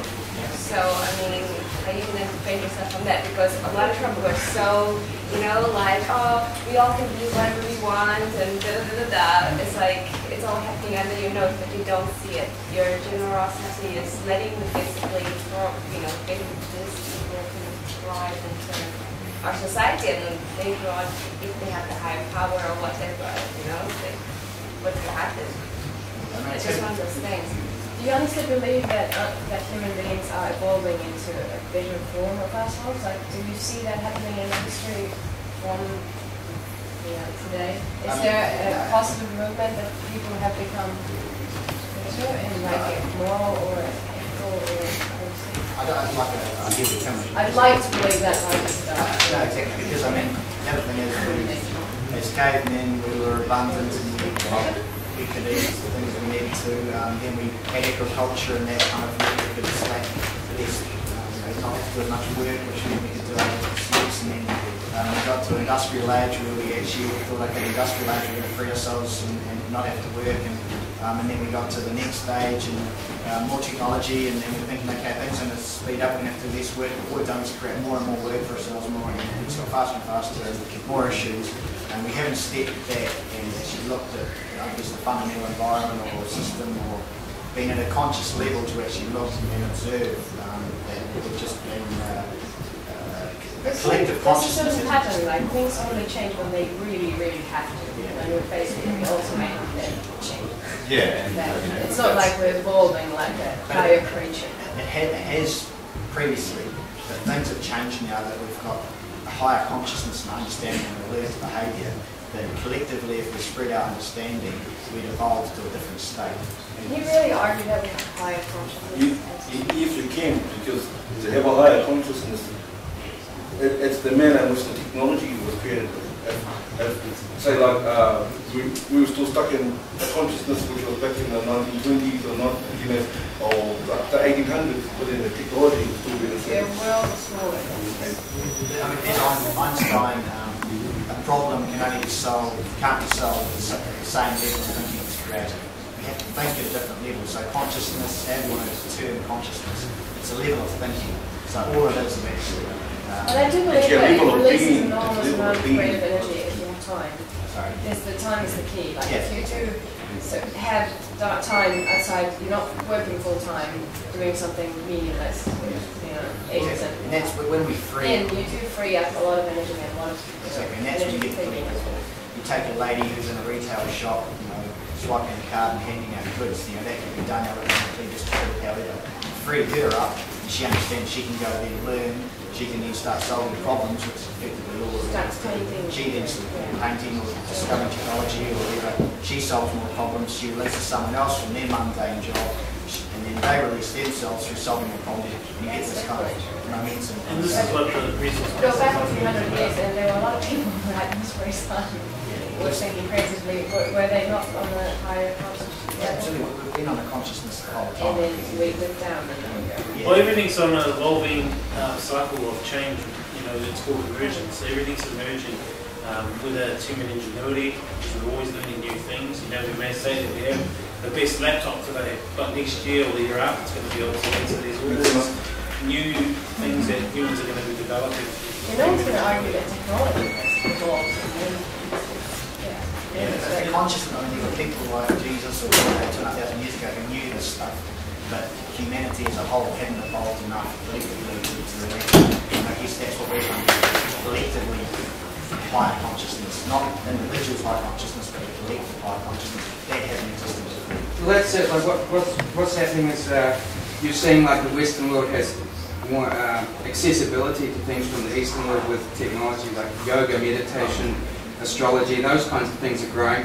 And in the in the developing world, they've got more access to Western art and Western literature and things, which is seeing them evolve. So I think, with that said, that yes, I think we are evolving very quickly. You know, just that I've just spent quite a lot of time in Guatemala, which they had a lot of problem with, you know, civil war and earthquakes and things, and they have internet technology in a lot of places, which you know, places like that are going forward very, very quickly. So that's what I think. But I have another question. If you're going to say if nationalities won't exist, how is that going to affect languages? Is there all going to be like one global language, or are people still going to be divided into some kind of groups which will determine what language they speak? Well, there already is a global language, the language of science. So, you know, So, as far as verbal language goes, you think that's... As the economy, Jack was saying that a machine, like an interpretation machine, can be utilised between, you know, if you have people from Chile and people from China, they could collaborate and talk to one another through a verbal machine until they basically becomes a global language, whether they will make it actually evolve to that. At the same time, you go back and look at the Sumerian language and the old Sanskrit and things, and we're still with English and other different languages, still using the same tones and tenors, so you could actually, 80-90% of human communication is actually in tone, so if we actually developed, you know, talking to someone, you can understand them, and I guess if you're down the line, maybe we have a more of a regulated language that we decide on, who knows, that may be being created behind the scenes, or... There's so much culture that comes with the language. Like I speak Finnish, I'm originally Finnish, and my native tongue is completely different. It just holds so many things that English cannot express. Making a list of words and things that are not... And it's an old language, it's using... So, yeah, I'm just saying that also let's not lose that. The English language is open for interpretation too, you know, and this is what the legal system does, it interprets English to actually mean something that it's not. So that's how they get away with all these acts and stuff. That's another thing. I think language in a resource-based economy, people will certainly start to become multilingual because they'll have a lot more time on their hands to travel the world and see other cultures and experience things. So from that perspective, people will become multilingual, you know, all these different multiple languages that I mentioned. I was just wondering from an artist's perspective, say you create a piece of music or an artwork or a movie, how would you get that out of your talent and share that with the world? Well, in the resource-based economy, they're going to have research facilities set up and places where you could, if you created something, you could have your creation on display so others can interact with it or look at it or even tweak it. You know, as I said, going back to the participatory way where everyone can contribute to better the idea or to better whatever you have so that it benefits more people. Just art centres. So just, I mean, far more opportunity. What's your medium? Like what type of artist? Music? Yeah, I mean, in the circular cities, each city has like a really large centre dedicated to arts. So we've already got that technology, YouTube, the screen. So whoever's interested in that music, then you can find it on the screen. So, is there any use for copyright and that kind of like licensing? Because when you get the utility that you don't need to profit from creating this, and it's going to be purely, I created something I like and through my own, I would give someone else the pleasure of enjoying this. That's totally giving as opposed to needing to receive. So you give it without expecting anything in return. When you create that art, you'll be able to just give it away freely. I mean, the reason people copyright it right now is because the monetary system is creating profit and wanting to feed themselves. But we can all become musicians and the people we give music, we don't, and things are abundant. We can copyright and share it. So we don't attach ourselves to that music either. It's an ego thing. We identify with that music, it's mine. But when you actually, it's free, you give it, it's everyone's. You know, if Thomas Edison, who invented the light bulb, had said, I'm going to keep the light bulb invention to myself and hadn't shared the light bulb, we wouldn't be walking around lit streets. So it's the mentality of helping humanity that's going to have to get. The other thing too is that patents, copyrights prevent progress as well. Especially in the monetary system, because you're withholding back ideas which could actually benefit humanity and, if you want to say, whole humanity. Right from the making, so and again, the system at the moment, you need to patent, say, free technology, cold fusion, water-powered cars, fuel cells, all that technology is out there, but because people don't want to invest in it because it doesn't make a profit, it's great abundance, you can't charge for it. Therefore, threatens to establish profit-making mechanism in the oil industry, they'll go and buy the patent and shut it down. So again, patents actually limiting our progress at the moment, and again, that's the construct of the system that we have in the environment we're in.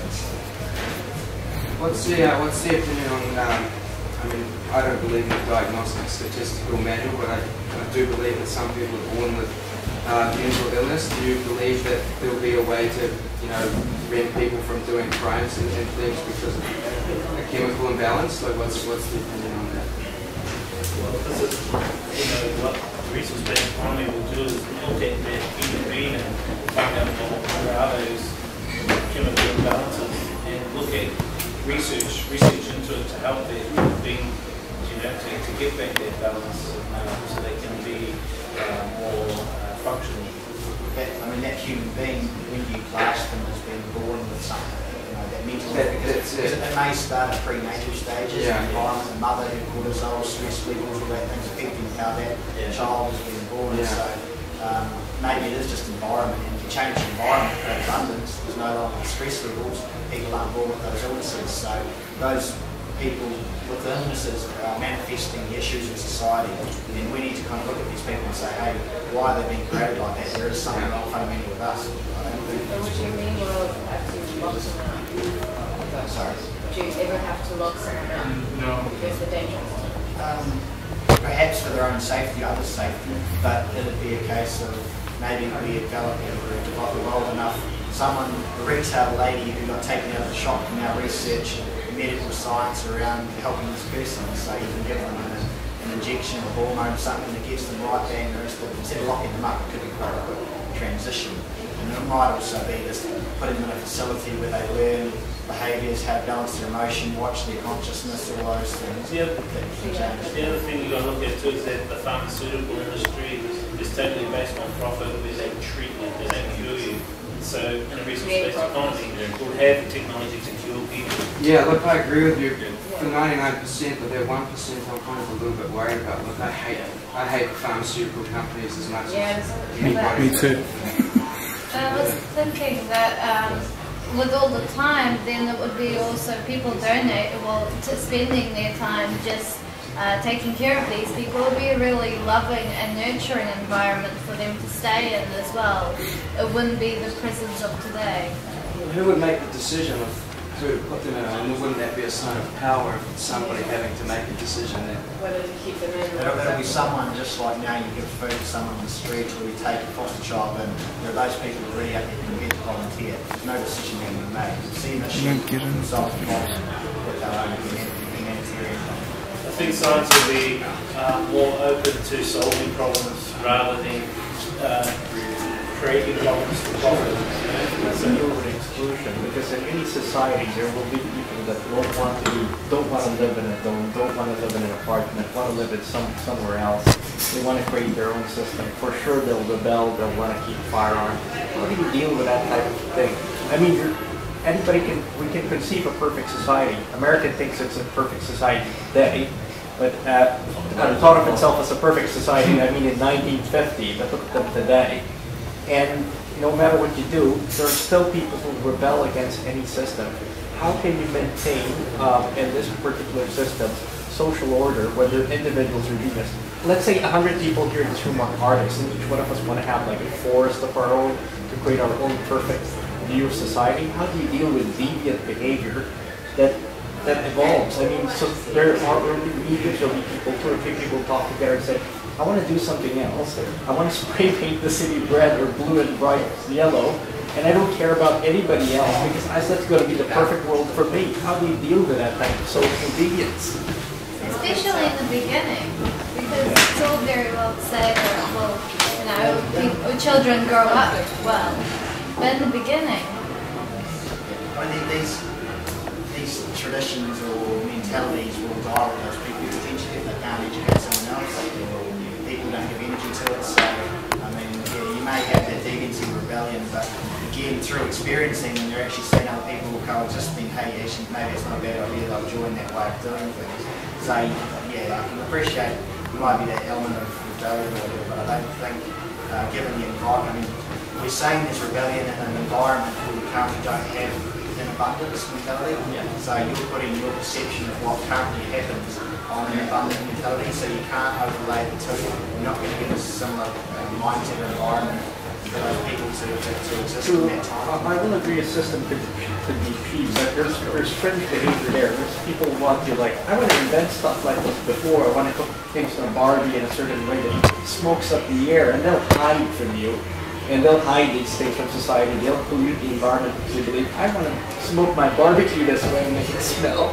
And go in the middle of a park or forest and still do deviant behavior. That's what I went back to before and said that if you had access to all the resources, why would you create something to harm others? Why would you create something to harm yourself? You'll only be harming yourself in the end because you'll be stopping the progress of yourself. Sorry, the frequency of that type of occurrence is minimal. I mean, at the moment we've got people who, you know, will do burnouts for entertainment in their car. And if you were to go up to Whereas, this is just a hypothetical situation, but go up to Whereas and say, look, you can keep doing your burnouts, or you can have a shot at learning to fly one of these cars.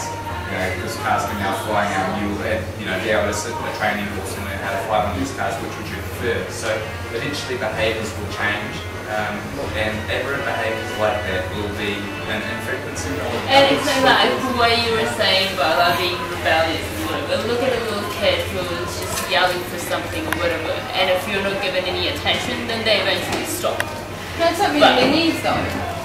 Yeah, burnouts as well. It's not meeting the teenage exactly. needs. Yeah. So most of the things that those teenagers are doing, like burnouts and that, are basically releases or escapism from the everyday military system stresses that have been put on them for them to express their full uniqueness. So, you know, go out and burn out with the mates is their way of expressing their stress, their escapism. So, alcohol is a great escapism. Incentives will change. Incentives in a resource-based economy will be based on values. We're not going to survive unless we have a cultural change in tandem with physical change in the environment. So culturally, we have to change our mindsets in order to actually manifest the physical change. So we can't go building cities unless people really understand it. So they're just going to take we acknowledge that we can't. Monetary values into the city. We won't be any change.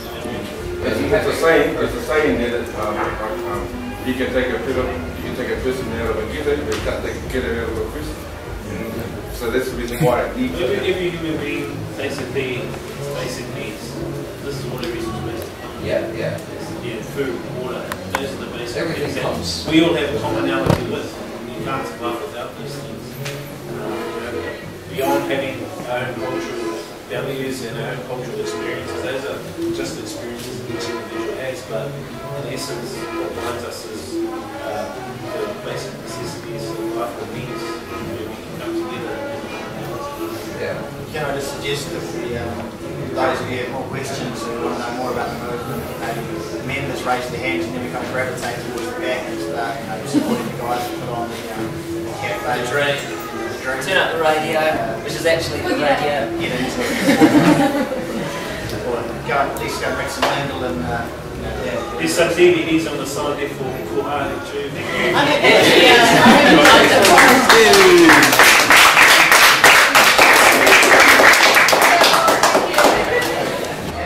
Hello, my name's Tim Jacobson.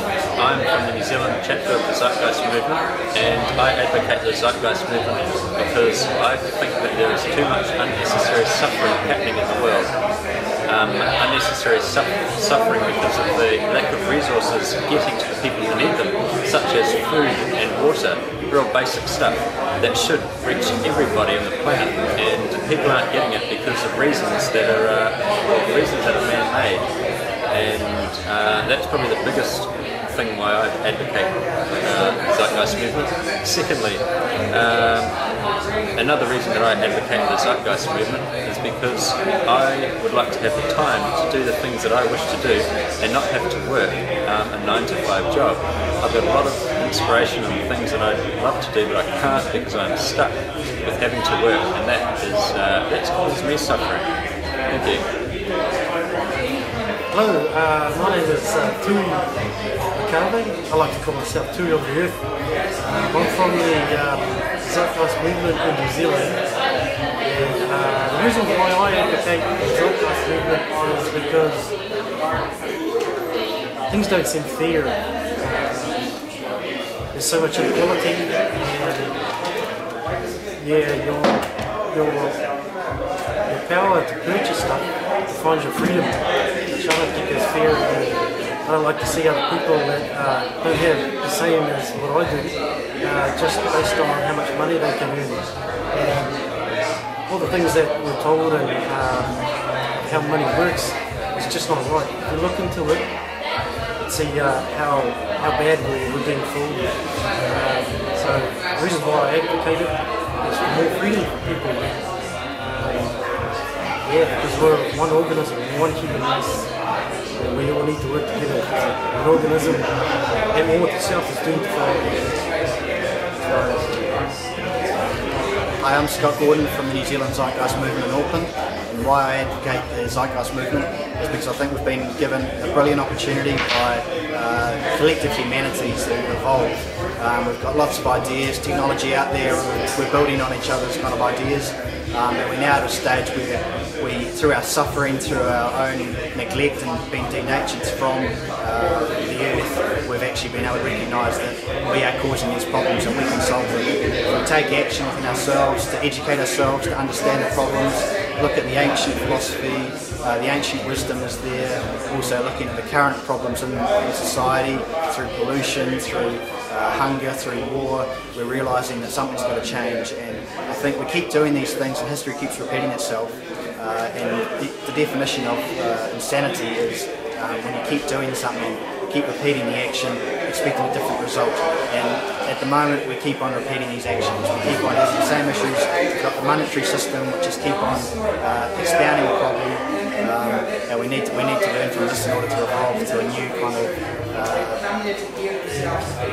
replacing competition with cooperation. And until we start doing this, we're not going to have a collective consciousness, a collective humanity acting as one. We need to come together, unite, educate each other, support each other, and give us the ability to really evolve into a wonderful thing that's going to be a beautiful place to live.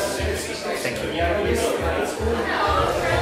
Hi, I'm member Rawiri.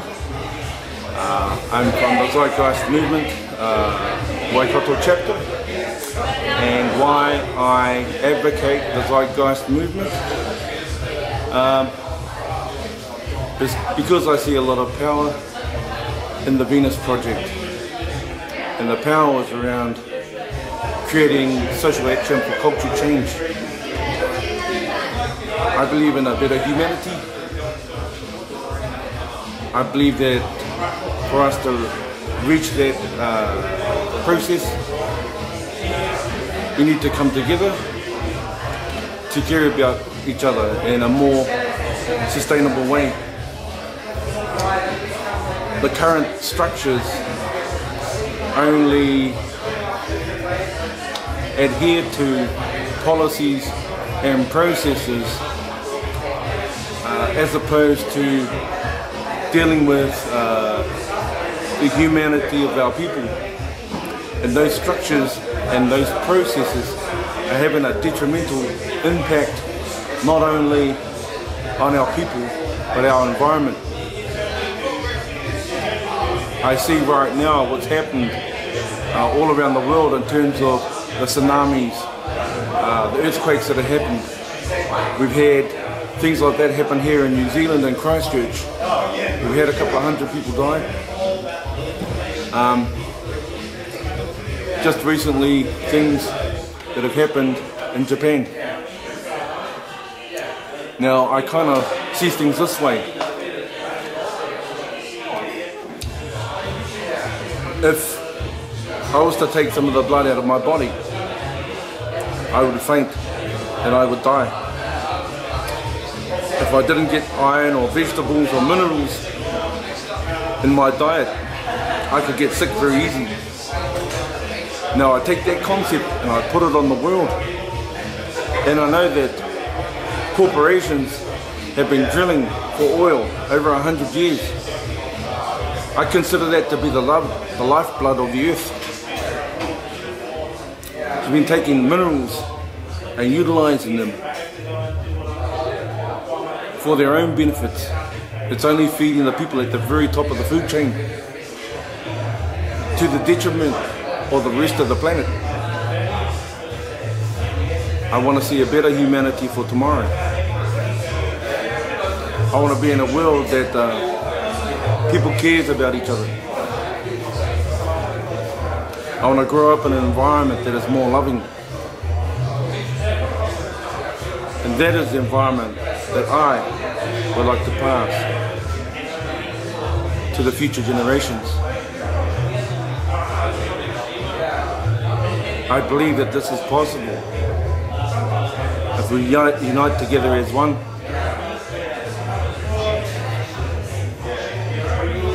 And come from a place that is more compassionate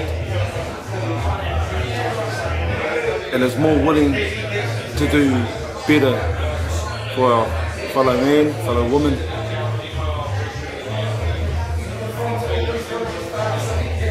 I believe that as a result it would be a better place.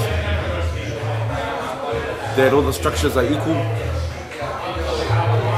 and that the sacredness of woman is just as honored as the sacredness of man. Thank you. Hi, my name is Joseph Scudder. I'm a member of the New Zealand Zeitgeist chapter, and I'm from Auckland. I'm from the Auckland section of that chapter, and why I advocate the Zeitgeist is mainly because I see the world it's heading in the wrong direction, and fundamentally it's changed the way I've thought anyway through joining this movement, and hopefully we're looking towards a better world.